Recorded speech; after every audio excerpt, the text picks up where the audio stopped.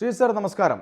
ഇന്ന് കാശ്മീർ മുഖ്യമന്ത്രിയായിട്ടുള്ള ഒമർ അബ്ദുള്ള പറഞ്ഞത് നിങ്ങൾ തമ്മിലടിച്ച് ചാവൂ, അല്ലെങ്കിൽ നിങ്ങൾ ഈ ഇന്ത്യ സഖ്യം പിരിച്ചുവിടൂ എന്നുള്ള രീതിയിലാണ് അദ്ദേഹം പ്രതികരിച്ചത്. ഇത്രയും വലിയ ഒരു തെരഞ്ഞെടുപ്പ് വരുന്ന സമയത്ത് പലപ്പോഴും ഇന്ത്യ സഖ്യത്തിലെ അല്ലെങ്കിൽ ഇന്ത്യ മുന്നണിയിലെ നേതാക്കന്മാരുമായി ബന്ധപ്പെട്ട് എനിക്ക് പ്രധാനമന്ത്രിയാകണം, എനിക്ക് അധികാരത്തിലേക്ക് കയറണം എന്നുള്ള ഒരൊറ്റ ഒരു ലക്ഷ്യത്തിന് പുറത്ത് ഒരു കൂട്ടായ്മയും ഇല്ലാതെ എന്തിനോ വേണ്ടി ഉണ്ടാക്കിയ ഒരു സഖ്യം എന്നുള്ള രീതിയിലാണ് ഇന്ത്യ സഖ്യം മുന്നോട്ട് പോകുന്നത്. ഇതിനെതിരായിക്കൊണ്ട് പല തരത്തിലുള്ള വിമർശനങ്ങൾ ഉയർന്നു വന്നിരിക്കുന്നു. ഒടുവിൽ ഈ പറയുന്ന ഡൽഹിയിലെ ആം ആദ്മി പാർട്ടിയുടെ തെരഞ്ഞെടുപ്പ് പരാജയം പോലും കോൺഗ്രസിൻ്റെ ഒരു സംഭാവനയാണ് എന്നാണ് പറയുന്നത്. ആ ഒരു സമയത്താണ് ഈ ഇന്ത്യ സഖ്യത്തിനെതിരായിക്കൊണ്ട് വലിയ വിമർശനങ്ങൾ ഉയരുന്നത്. എന്തായിരിക്കും ഇന്ത്യ മുന്നണിയുടെ ഭാവി? നമസ്കാരം പാർത്ഥൻ. ഈ ഒരു വിഷയം ചർച്ച ചെയ്യുന്ന സമയത്ത് എനിക്ക് തോന്നുന്നത് ഈ ഒരു അഭിപ്രായം പ്രകടിപ്പിക്കാൻ ഏറ്റവും യോഗ്യനായിട്ടുള്ള ഇന്ത്യയിലെ ഇന്ത്യ സഖ്യത്തിലുള്ള ഒരു രാഷ്ട്രീയ നേതാവ് എന്ന് പറയുന്നത് ഒമർ അബ്ദുള്ള തന്നെയാണ്. കാരണം അദ്ദേഹം പറയുന്നുണ്ട് ഓർ ലഡോ ആപ്പസ് മേ, നിങ്ങൾ തമ്മിൽ ഇനിയും അടികൂടൂ എന്നാണ് അദ്ദേഹം പറയുന്നത്. അത് ഫ്രസ്ട്രേഷൻ്റെ അങ്ങേ അറ്റമാണ്. നമ്മൾ ആലോചിച്ച് നോക്കിയാൽ അദ്ദേഹം പരസ്യമായിട്ട് ഈ രീതിയിലത്തേക്കുള്ള ഒരു അഭിപ്രായം ഇത്ര ഫ്രസ്ട്രേറ്റഡ് ആയിട്ട് ഇത്ര തുറന്ന് അദ്ദേഹം പറയുന്ന ഒരു സാഹചര്യത്തിലേക്ക് അദ്ദേഹം എത്തിയത് എവിടെയാണ്? വളരെ മുമ്പ് തന്നെ അദ്ദേഹം വളരെ കൃത്യമായി പറഞ്ഞിരുന്നു, ഇന്ത്യ അലയൻസ് വളരെ കൃത്യമായിട്ട് അതിലുള്ള സഖ്യകക്ഷികൾ എല്ലാവരും അവരുടെ പ്രധാനപ്പെട്ട നേതാക്കൾ എല്ലാവരും ഒന്നിച്ചിരുന്ന് നമുക്ക് ഈ ഡിസ്കസ് ചെയ്തതിന് ശേഷം ഒരു നയം രൂപീകരിക്കണം. എന്താണ് ഇന്ത്യ അലയൻസിൻ്റെ ഒരു നയം എന്നതിനെക്കുറിച്ച് നമ്മൾ രൂപീകരിക്കുകയും അത് ജനങ്ങളോട് പറയുകയും വേണം. അതല്ലാതെ നമ്മൾ ആ ഒരു നയരൂപീകരണത്തിലേക്ക് പോകാതെ ഇലക്ട്രൽ അറേഞ്ച്മെൻ്റ് എന്ന രീതിയിലത്തേക്കുള്ള പല സഖ്യത്തിലും ഏർപ്പെട്ട് അങ്ങോട്ടും ഇങ്ങോട്ടും ഭിന്നരായി നിന്നുകൊണ്ട് പല സാഹചര്യങ്ങളിലും ഒന്നിച്ച് പ്രവർത്തിക്കാൻ ഒക്കാത്ത ഒരു സാഹചര്യം ഉണ്ടാക്കി കഴിഞ്ഞാൽ രാജ്യത്തിന് നല്ലതല്ല, നമ്മുടെ കൂട്ടുമുന്നണിക്ക് ഇത് നല്ലതല്ല എന്ന് മുമ്പ് തന്നെ അഭിപ്രായം പറഞ്ഞിട്ടുള്ള ഒരാളാണ് ഒമർ അബ്ദുള്ള. ഒരുപക്ഷെ ഏറ്റവും നല്ല രീതിയിലത്തേക്കുള്ള ഒരു നിർദ്ദേശം അതാണ്. കാരണം ഇതെല്ലാം തന്നെ ഒരു അവിയൽ മുന്നണിയാണെന്ന് നമുക്കറിയാം. അതിൽ ചില കഷണങ്ങൾ മറ്റു ചില കഷണങ്ങളോട് ഒരു ഈ കറിയായി ഇരിക്കുന്ന സമയത്ത് മാത്രമേ യോജിപ്പുള്ളൂ. അല്ലാത്ത സമയത്ത് ഒന്നും തന്നെ ഇതിനൊരേ സ്വഭാവമുള്ളതല്ല. എക്സ്ട്രീം ലെഫ്റ്റ് വിങ് ആയിട്ടുള്ള പാർട്ടിയും എക്സ്ട്രീം റൈറ്റ് വിങ് ആയിട്ടുള്ള പാർട്ടിയും ഉള്ള ഒരു മുന്നണിയാണ്. അങ്ങനെയുള്ള ഒരു മുന്നണിയെ ഒന്നിച്ച് ഒരു പ്ലാറ്റ്ഫോമിലേക്ക് കൊണ്ടുവരിക എന്നത് അങ്ങേയറ്റം ശ്രമകരമായിട്ടുള്ള ഏറെക്കുറെ അസാധ്യമായിട്ടുള്ള ഒരു കാര്യമാണ്. അപ്പോൾ അതുകൊണ്ടുണ്ടാകുന്ന പ്രശ്നം എന്താണ്? ഈ നേതാക്കന്മാരുടെ ഈഗോ ക്ലാഷിന് അപ്പുറത്തേക്ക് പൊളിറ്റിക്കൽ ഐഡിയോളജിയിൽ ഇവർ ഒന്നിച്ചല്ല നിൽക്കുന്നത്. ഇപ്പോൾ നമ്മൾ നോക്കിക്കഴിഞ്ഞാൽ കേരളത്തിലെ സാഹചര്യം നോക്കൂ. കേരളത്തിൽ കോൺഗ്രസ് ഉണ്ട്, ഈ ഇന്ത്യ സഖ്യത്തിലുണ്ട്, CPM ഉണ്ട്, ഈ ഇന്ത്യ സഖ്യത്തിലുണ്ട്. കേരളത്തിൻ്റെ സാഹചര്യത്തിലേക്ക് വരുന്ന സമയത്ത് ഇവർക്ക് ഒന്നിച്ച് നിൽക്കാനായിട്ട് സാധിക്കുന്നുണ്ടോ? ഇല്ല. ഇവർ അങ്ങോട്ടും ഇങ്ങോട്ടും ഇവരുടെ കുറ്റമാണ് പറയുക. അതായത് കോൺഗ്രസിൻ്റെ പോരായ്മകൾ എന്തൊക്കെയാണ് എന്നതിനെപ്പറ്റി CPM-ഉം CPM-ൻ്റെ പോരായ്മകൾ എന്തൊക്കെയാണ് എന്ന് പറയുന്നത് കോൺഗ്രസ്സാണ്. ഇങ്ങനെയുള്ള ഒരു പാർട്ടി ദേശീയ തലത്തിലായിക്കോട്ടെ മറ്റൊരു സംസ്ഥാനത്തിലായിക്കോട്ടെ ഇനി ഭാവിയിൽ ഇവിടെ തന്നെ ആയിക്കോട്ടെ ഒറ്റ മുന്നണിയായിട്ട് ദേശീയ തെരഞ്ഞെടുപ്പിലേക്ക് നിൽക്കുന്ന സമയത്ത് ഇവരെ ആരെങ്കിലും മുഖവിലേക്ക് എടുക്കുമോ? കാരണം ഇവരല്ലാത്ത സമയത്തെല്ലാം കീരിയും പാമ്പും പോലെ നിൽക്കുന്ന ആൾക്കാരാണ്. എന്നിട്ട് ഒരു പ്രത്യേക സമയത്ത് ഒന്നിച്ചു വന്നിട്ട് ഞങ്ങൾ മച്ചായാണ് എന്ന് പറഞ്ഞു കഴിഞ്ഞാൽ അത് വോട്ടർമാരെ വിഡ്ഢികളാക്കുന്നതിന് തുല്യമായിട്ടുള്ള ഒരു കാര്യമാണ്. ഇപ്പോൾ നമ്മൾ ഡൽഹിയിലെ ഒരു കാര്യം എടുത്ത് നോക്കിക്കഴിഞ്ഞാൽ ഏതാനും മാസങ്ങൾക്ക് ഒരു 10 മാസം മുമ്പ് അവിടുത്തെ ഒരു പോൾ സ്ട്രാറ്റജി എന്ന് പറയുന്നത് ലോക്സഭാ തെരഞ്ഞെടുപ്പിലേക്ക് പോകുന്ന സമയത്ത് സീറ്റ് ഷെയറിംഗ് എഗ്രിമെൻ്റ് ആണ്. ആരൊക്കെ തമ്മിൽ? ആം ആദ്മി പാർട്ടിയും കോൺഗ്രസും തമ്മിൽ. അവിടെ കോൺഗ്രസിന് എത്രത്തോളം ദൗർബല്യം നേരിടുന്നുണ്ട് എന്നതിനെപ്പറ്റി ആം ആദ്മി പാർട്ടിക്ക് അറിയാം. എങ്കിൽ പോലും സീറ്റ് ഷെയറിംഗ് എഗ്രിമെൻറ്റിലേക്ക് അവർ വരുന്നു. അപ്പോൾ വരുന്നതിൻ്റെ ഭാഗമായിട്ട് ചില സീറ്റുകൾ കോൺഗ്രസിന് വിട്ടുകൊടുക്കുന്നു, ബാക്കി സീറ്റുകളിൽ ആം ആദ്മി പാർട്ടി മത്സരിക്കുന്നു. ഫലം അവർക്ക് അനുകൂലമായിട്ട് ഉണ്ടായില്ല എങ്കിൽ പോലും ഞങ്ങൾ ഒന്നാണ് എന്ന രീതിയിലത്തേക്കുള്ള ഒരു സന്ദേശം പറയാനായിട്ട് അവർക്ക് സാധിക്കുന്നു. ആ സാധിക്കുന്ന സമയത്ത് എന്താണ് നമ്മുടെ നാട്ടിലടക്കമുള്ള പല നേതാക്കന്മാരും കോൺഗ്രസിൻ്റെ നേതാക്കന്മാർ ചർച്ചകളിൽ പങ്കെടുക്കുന്ന സമയത്ത് അന്നേരം അരവിന്ദ് കെജ്രിവാളിൻ്റെ ഡൽഹി ലിക്കർ സ്കാമിനെ പറ്റി മിണ്ടുന്നില്ല. അതിനെപ്പറ്റിയുള്ള ചോദ്യം ചോദിക്കുന്ന സമയത്ത് ഈ രീതിയിൽ ഒരു മുഖ്യമന്ത്രിയെ വേട്ടയാടി അറസ്റ്റ് ചെയ്യുന്നത് തെറ്റാണ് എന്നാണ് ഞങ്ങൾ പറയുന്നത്. വേണമെങ്കിൽ അന്വേഷിച്ചോളൂ, നിങ്ങൾ നടപടിയെടുത്തോളൂ. പക്ഷേ ഈ രീതിയിലത്തെ ഒരു മുഖ്യമന്ത്രിയെ അറസ്റ്റ് ചെയ്ത് ജയിലിൽ പാർപ്പിക്കുന്നത് തെറ്റാണ് എന്നാണ് ഞങ്ങളുടെ അഭിപ്രായമെന്ന് ഞാൻ ഉൾപ്പെട്ട ചർച്ചയിൽ എത്രയോ കോൺഗ്രസിൻ്റെ വക്താക്കൾ പറഞ്ഞിട്ടുണ്ട്. പക്ഷേ നമ്മളൊന്ന് ആലോചിച്ച് നോക്കൂ, ഈ സഖ്യം അവിടെ വർക്ക് ചെയ്തില്ല. ഈ നിയമസഭാ തെരഞ്ഞെടുപ്പിലേക്ക് പോകുന്ന സമയത്ത് കോൺഗ്രസ് ആവശ്യപ്പെട്ടല്ലോ, ഞങ്ങൾക്കൊരു 10 സീറ്റ് തരുമെന്നോ മറ്റോ ആണ് ആവശ്യപ്പെട്ടത്. പക്ഷേ അവിടെ എന്ത് ചെയ്തു? ആം ആദ്മി പാർട്ടി പറഞ്ഞു ഇല്ല, നിങ്ങൾക്ക് തരുന്നില്ല എന്ന് വെച്ചാൽ ഇന്ത്യ സഖ്യം അവിടെ ഇല്ല. അപ്പോൾ പകരം എന്താ സംഭവിക്കുക?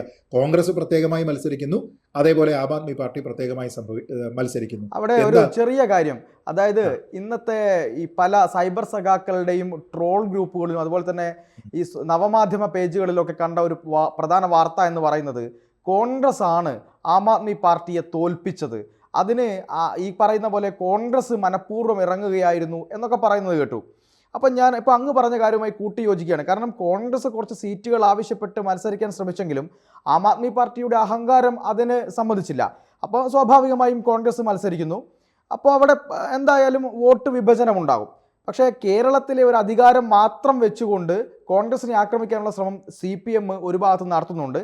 ഇനി ഇതേ CPM തന്നെ ഡൽഹിയിൽ ഏകദേശം എനിക്ക് തോന്നുന്നു 10ഓളം സീറ്റുകളിലെങ്ങാൻ അവർ മത്സരിച്ചിട്ടുണ്ട്. പക്ഷേ 0.01% നോട്ടയ്ക്കും പുറകിലാണ് അവർക്ക് കിട്ടിയ വോട്ട്.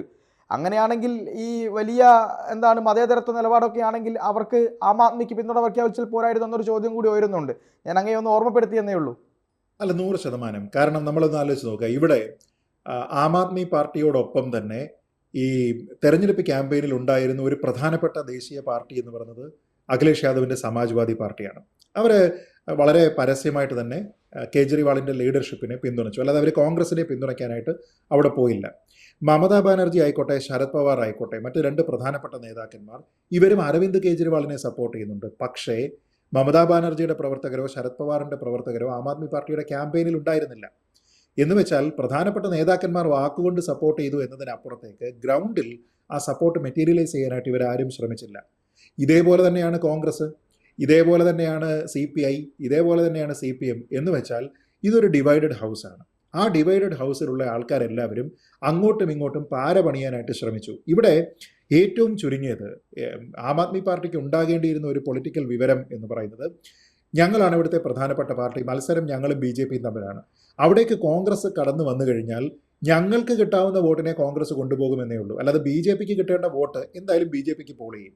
BJP വിരുദ്ധ വോട്ട് ഒരു ചേരിയിലേക്ക് പോകുന്നുണ്ടോ ഇല്ലയോ എന്നുള്ളതാണ് പ്രശ്നം. കോൺഗ്രസ് പിടിക്കുന്ന വോട്ടുകൾ അത്രയും BJPക്ക് കിട്ടേണ്ട വോട്ടുകളല്ല, ആം ആദ്മി പാർട്ടിക്ക് കിട്ടേണ്ടതാണ്. അപ്പോൾ അങ്ങനെയാണ് എങ്കിൽ ശരി, ഞങ്ങൾ ചില സീറ്റുകൾ നിങ്ങൾക്ക് തരാം, 5ഓ 10ഓ സീറ്റ് തരാം എന്നൊരു ധാരണ അവർ വെച്ചിരുന്നുവെങ്കിൽ, കൃത്യമായി ആം ആദ്മി പാർട്ടിയുടെ വോട്ട് അവിടെ പോൾ ചെയ്യുകയും ചെയ്തിരുന്നുവെങ്കിൽ ഒരു പക്ഷേ കുറച്ചുകൂടി ശക്തമായിട്ടുള്ള ഒരു മത്സരം, ഒന്നുമല്ലെങ്കിൽ ഒരു ഐക്യം തന്നെ പ്രതിപക്ഷ നിരയിലുണ്ട് അല്ലെങ്കിൽ ഭരണപക്ഷ നിരയിലുണ്ട് എന്ന് കാണിക്കാനായിട്ട് അവർക്ക് സാധിക്കുമായിരുന്നു. പക്ഷേ ഇവിടെ ഇതില്ലാതെ പോയത് എന്തുകൊണ്ടാണ്? ഈഗോയാണ് കാരണം. അതായത് കേജ്രിവാൾ ഓർക്കുന്നത്, ഒന്നുമില്ലാത്ത വെറും 1000ങ്ങളോ അതിൽ താഴെയോ മാത്രം വോട്ട് കിട്ടുന്ന ഒരു പാർട്ടിക്ക് ഞങ്ങൾ എന്തിനാണ് സീറ്റ് കൊടുക്കുന്നത്? ഞങ്ങളിവിടെ അമിത ആത്മവിശ്വാസത്തിലാണ്, ഞങ്ങൾക്ക് കൂടുതൽ സീറ്റ് കിട്ടും, ഞങ്ങൾ ഇത്തവണ അധികാരത്തിൽ വരും, പിന്നെ കോൺഗ്രസ് എന്തിനാണ്? കോൺഗ്രസ് ആ സമയത്ത് ചിന്തിക്കുന്നത് എന്തിനാണ്? നിങ്ങൾ ഞങ്ങൾക്ക് സീറ്റ് തരാനായിട്ട് തയ്യാറല്ല എങ്കിൽ ഞങ്ങൾ ഞങ്ങളുടെ ശക്തി കാണിക്കും. 500ഓ 1000ഓ വോട്ടാണ് പിടിക്കുന്നതെങ്കിലും അത് നിങ്ങളുടെ കിട്ടേണ്ടുന്ന വോട്ടുകളാണ് ഞങ്ങൾ കുറയ്ക്കുക. ഇങ്ങനെ മത്സര ബുദ്ധിയോടുകൂടിയാണ് പ്രവർത്തിക്കുന്നത്. അപ്പോൾ ആം ആദ്മി പാർട്ടിക്ക് ഒരുപക്ഷെ SP ഒഴികെ മറ്റു പാർട്ടികളുടെ പിന്തുണയൊന്നും കൊണ്ട് യാതൊരു വിധത്തിലുള്ള ഗുണവും ഉണ്ടായില്ല. മറിച്ച് വോട്ട് കൂടുതൽ കിട്ടിയാലും കുറഞ്ഞു കിട്ടിക്കഴിഞ്ഞാലും ഇവരെ ഭിന്നിപ്പിക്കാനായിട്ടാണ് ഇവരെല്ലാം ശ്രമിച്ചത്. ഇതിൻ്റെ ക്ലിയറായിട്ടുള്ള ഒരു വിലയിരുത്തൽ ഇന്ന് പ്രധാനമന്ത്രി നരേന്ദ്രമോദിയുടെ പ്രസ്താവനയിലുണ്ട്. അദ്ദേഹം തന്നെ പറയുന്നത് എന്താണ്? കോൺഗ്രസ് എന്ന് പറയുന്നത് മറ്റുള്ള സഖ്യകക്ഷികളിലേക്ക് വളർന്ന് അവരെ ഇല്ലാതാക്കാൻ ശ്രമിക്കുന്ന ഒരു പാരസൈറ്റ് ആണെന്ന രീതിയിലാണ് അദ്ദേഹം സംസാരിക്കുന്നത്. കാരണം അതിന് അദ്ദേഹം ഉദാഹരണങ്ങൾ പറയുന്നുണ്ട്. സമാജ്വാദി പാർട്ടിയുടെ കൂടെ നിൽക്കുന്ന സമയത്ത് അവരുടെ വോട്ട് കവർന്നു തിന്നാനായിട്ട് ശ്രമിക്കുന്നു. തൃണമൂൽ കോൺഗ്രസിനോടൊപ്പം ചേർന്ന് കഴിഞ്ഞാൽ, മറ്റേതൊരു പാർട്ടിയോടുകൂടി ചേർന്ന് കഴിഞ്ഞാലും, ഇപ്പോൾ ആം ആദ്മി പാർട്ടിയോടൊപ്പമാണെങ്കിലും ഒപ്പമുണ്ടെങ്കിലും ഇല്ലെങ്കിലും ഇവരെ ഇല്ലാതാക്കിയിട്ടാണ് വളർത്തുന്നത്. നമ്മളൊരു കാര്യം ആലോചിച്ച് നോക്കുക, നമ്മുടെ നാട്ടിലുള്ള ഏതൊരു പാർട്ടി, പ്രത്യേകിച്ച് നമ്മൾ ആം ആദ്മി പാർട്ടി എടുത്തോളൂ, ആം ആദ്മി പാർട്ടി വളർന്ന അധികാരത്തിൽ പിടിച്ചിരിക്കുന്ന 2 സ്ഥലത്തും അവരാരുടെ വോട്ടാണ് അപഹരിച്ചിട്ടുള്ളത്? അവരപഹരിച്ചിട്ടുള്ളത് BJPയുടെ വോട്ടല്ല, അവരപഹരിച്ചിരിക്കുന്നത് കോൺഗ്രസിൻ്റെ വോട്ടാണ്. ഈ നമ്മൾ അറിയാമല്ലോ, നമുക്ക് പഞ്ചാബിൽ ആരെ റീപ്ലേസ് ചെയ്തിട്ടാണ് അവിടെ അധികാരത്തിലേക്ക് ആം ആദ്മി പാർട്ടി വരുന്നത്? കോൺഗ്രസിനെയാണ്. അതേപോലെ ഡൽഹിയിൽ കോൺഗ്രസിനെ ഇല്ലാതെയാക്കിക്കൊണ്ടാണ് ആം ആദ്മി പാർട്ടി അധികാരത്തിൽ വരുന്നത്. ഇപ്പോഴും ആം ആദ്മി പാർട്ടി ഇവിടെ ഇല്ലായിരുന്നെങ്കിൽ ഇതേ സ്ഥാനത്ത് വരുന്നത് ആരാ? കോൺഗ്രസ് ആണ്. കോൺഗ്രസിനെ നിഷ്പ്രഭമാക്കിക്കൊണ്ട്, ചിത്രത്തിലേ ഇല്ലാതെയാക്കി മാറ്റിക്കൊണ്ട് വന്നിരിക്കുന്നത് ആം ആദ്മി പാർട്ടിയാണ്. അപ്പോൾ ആം ആദ്മി പാർട്ടിയെ സംബന്ധിച്ചിടത്തോളം അത് നിലനിർത്തുക എന്നുള്ളതുണ്ട്. കോൺഗ്രസിന് ഒരു ഗ്രഡ്ജുമുണ്ട്. ഇപ്പോൾ ഒരു ചെറിയ ഉദാഹരണം പറയാം. ലോക്സഭാ തെരഞ്ഞെടുപ്പിൽ ഈ ലിക്കർ സ്കാമിനെ പറ്റി മിണ്ടാതിരുന്നിട്ട് ഒരു മുഖ്യമന്ത്രിയെ വേട്ടയാടുകയാണ് എന്ന രീതിയിലത്തേക്ക് BJP വിരുദ്ധത ക്യാമ്പയിനിൽ നിറയ്ക്കാൻ ശ്രമിച്ച പാർട്ടിയാണ് കോൺഗ്രസ്. ഈ നിയമസഭാ തെരഞ്ഞെടുപ്പ് വന്നിരുന്നപ്പോൾ അരവിന്ദ് കേജ്രിവാളിൻ്റെ മദ്യനയ അഴിമതിയെക്കുറിച്ച് ഏറ്റവും കൂടുതൽ ക്യാമ്പയിൻ ചെയ്തിരിക്കുന്ന പാർട്ടി കോൺഗ്രസ് ആണ്. തിരിച്ച് ഒരു ഫേവർ തിരിച്ച് ഇവരും കൊടുത്തു, ആം ആദ്മി പാർട്ടിയും കൊടുത്തു. നാഷണൽ ഹെറാൾഡ് സ്കാമിൽ രാഹുൽ ഗാന്ധി ഉൾപ്പെടെയുള്ള പ്രധാനപ്പെട്ട കോൺഗ്രസ് നേതാക്കന്മാർ ഉൾപ്പെട്ടിട്ടുണ്ട് എന്ന് പറഞ്ഞുകൊണ്ട് കോൺഗ്രസിനെതിരെ ക്യാമ്പയിൻ ചെയ്യാൻ വേണ്ടിയിട്ട് ഇവരും വന്നു, ആം ആദ്മി പാർട്ടിയും വന്നു. അപ്പം ഞാൻ പറഞ്ഞത്, സാധാരണക്കാർ വിഡ്ഢികളാണോ? ഈ സാധാരണക്കാർ കാണുന്നത് എന്താണ്? ഒന്നുമല്ലെങ്കിലും കൺസിസ്റ്റൻ്റ് ആയിട്ട് BJP ഒരു പൊസിഷൻ പറയുന്നുണ്ട്. നിങ്ങൾക്ക് ഇഷ്ടപ്പെട്ടാലും ഇല്ലെങ്കിലും അവർ തുടർച്ചയായിട്ട് അത് തന്നെയാണ് പറയുക. പക്ഷേ ഇവരോ ചില സമയത്ത് ഇവർ ഒന്നിച്ച് വന്ന് നിന്ന് നിങ്ങളുടെ മുന്നിൽ അഭിനയിക്കുന്നു, അതല്ലാത്ത സമയത്ത് അവർ അങ്ങോട്ടും ഇങ്ങോട്ടും ആരോപണം പറയുന്നു. ഈ പറയുന്ന ആരോപണം ചില സമയത്ത് ഇവർ മിണ്ടാതിരിക്കുന്നു. ഇതൊരു വലിയ ഇൻകൺസിസ്റ്റൻസി അല്ലേ? ആ ഇൻകൺസിസ്റ്റൻസി ഒരു പക്ഷേ അവിടെയുള്ള ആൾക്കാർക്ക് ഇഷ്ടപ്പെട്ടിട്ടില്ല. ഇത് കാണിക്കുന്നത് വ്യാജമാണ് എന്ന് ആൾക്കാർക്ക് തോന്നിയിട്ടുണ്ടാകും. അങ്ങനെ നോക്കിയാൽ കോൺഗ്രസ് ആം ആദ്മി പാർട്ടിയുടെ പരാജയത്തിന് കാരണമായിട്ടുണ്ട് എന്ന് പറയുന്ന റീഡിങ്ങിൽ തെറ്റില്ല. ഇപ്പോൾ തന്നെ കോൺഗ്രസിന്റെ പല നേതാക്കന്മാരുടെയും പ്രസ്താവന വന്നത് എന്താണ്? ആം ആദ്മി പാർട്ടിയെ ജയിപ്പിക്കുക എന്ന് പറയുന്നത് കോൺഗ്രസിന്റെ ബാധ്യതയല്ല എന്നവർ പറഞ്ഞു. എന്ന് വെച്ചാൽ ഒമർ അബ്ദുള്ള ഈ പറഞ്ഞിരിക്കുന്ന കാര്യത്തിനെ മുഖവിലക്കെടുക്കുന്നതിനോ അതിലുള്ള ഒരു പ്രശ്നമുണ്ട് എന്നതിനെ അഡ്രസ്സ് ചെയ്യുന്നതിനോ കോൺഗ്രസിന്റെ ലീഡർഷിപ്പ് തയ്യാറല്ല എന്ന് വെച്ച് കഴിഞ്ഞാൽ ഇവരെല്ലാവരും ഇഫക്റ്റീവ്ലി, അതായത് നിങ്ങളിപ്പോൾ ഏതെങ്കിലും ഒരു സ്റ്റേറ്റിൽ അവിടുത്തെ പ്രബല കക്ഷിയോടൊപ്പം ചേർന്ന് നിൽക്കാൻ ഇന്ത്യ സഖ്യത്തിലെ മറ്റുള്ള ആൾക്കാർ തയ്യാറാകുന്നില്ല എങ്കിൽ ആ സഖ്യത്തിനെ എതിർക്കുന്ന ഇന്ത്യ സഖ്യത്തിലെ മറ്റു മുന്നണികളെല്ലാം ഫലത്തിൽ ഗുണം ചെയ്യുന്നത് BJPക്കാണ്. ഇപ്പോൾ കോൺഗ്രസ് അവരുടെ കാൻഡിഡേറ്റ്സിനെ ഡൽഹിയിൽ നിർത്തിയത് കൊണ്ട് ആർക്കാ ഗുണം? ആ ഗുണം BJPക്കാണ്. എന്ന് വെച്ചാൽ അവരുടെ ഭൂരിപക്ഷം ഒരുപക്ഷെ കുറയ്ക്കാൻ സാധിക്കുന്ന ചില സ്ഥലങ്ങളിൽ, ചെറിയ ഭൂരിപക്ഷമുള്ള സ്ഥലങ്ങളിൽ അട്ടിമറി ജയം ആം ആദ്മി പാർട്ടിക്ക് നൽകാവുന്ന സാധ്യത ഇല്ലാതാക്കുന്ന ഏതൊരാളും, ഇപ്പോൾ നമ്മൾ ഒവൈസിയുടെ പാർട്ടിയെ പറ്റി പറയാറില്ലേ, ഒവൈസി എവിടെ കാൻഡിഡേറ്റ്സിനെ കൊണ്ടു നിർത്തി കഴിഞ്ഞാൽ അതിന്റെ ഗുണം ഫലത്തിൽ BJPക്കാണ്. അതുകൊണ്ടാണ് ഒവൈസി BJP ഏജന്റ് ആണെന്ന് പറഞ്ഞ് ചില ആൾക്കാർ പറയുന്നത്.